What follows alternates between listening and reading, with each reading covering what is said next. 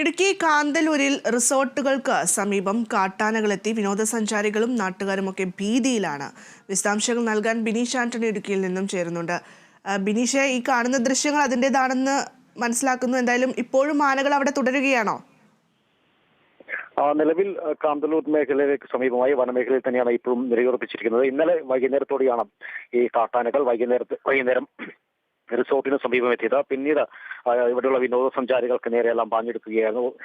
ഇവിടെയുള്ള റിസോർട്ടിലെ ജീവനക്കാരും നാട്ടുകാരും ചേർന്നാണ് പിന്നീട് ആനയെ ഇവിടെ നിന്ന് തുരത്തിയത്. പിന്നീട് ഇന്ന് രാവിലെ വീണ്ടും ആനക ഈ റിസോർട്ടിന് സമീപം എത്തിയിരുന്നു. ഏതായാലും ഇവിടെയുള്ള നാട്ടുകാർ വലിയ ഭീതിയാണ്. കാരണം നിരവധി കൃഷിവിളകളാണ് ഇപ്പോൾ ആപ്പിളിന്റെ വിളവെടുപ്പാണ്.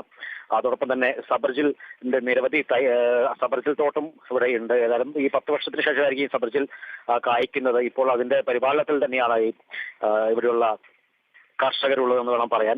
ഈ വ്യാപകമായി ഈ കാർഷിക വിളകളെല്ലാം തന്നെ നശിപ്പിച്ചിട്ടുണ്ട്. ആപ്പിൾ മരങ്ങളും അതോടൊപ്പം തന്നെ സബർജിലിന്റെ തൈകളടക്കമെല്ലാം തന്നെ വ്യാപകമായി നശിപ്പിച്ചു.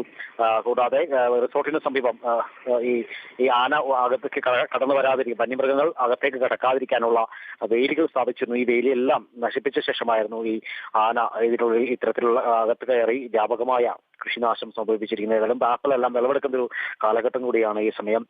എല്ലാം ഭൂരിഭാഗം ആപ്പിൾ മരങ്ങളും ഈ ഒടിച്ച് ഈ നാശം എത്തിച്ചിട്ടുണ്ട്. എല്ലാം തന്നെ കർഷകർ വലിയ ഒരു സങ്കടത്തിലാണ്. കാരണം നിരവധി സഞ്ചാരികൾ എത്തുന്ന ഒരു മേഖല കൂടിയാണ്. വിശദാംശങ്ങൾ നൽകുന്നത് കാന്തല്ലൂരിലാണ്. കാട്ടാനക്കൂട്ടം ഇറങ്ങിയിരിക്കുന്നത് ഇപ്പോഴും അവിടെ തമ്പടിച്ചിരിക്കുന്നു എന്നാണ് മനസ്സിലാക്കാൻ സാധിക്കുന്നത്.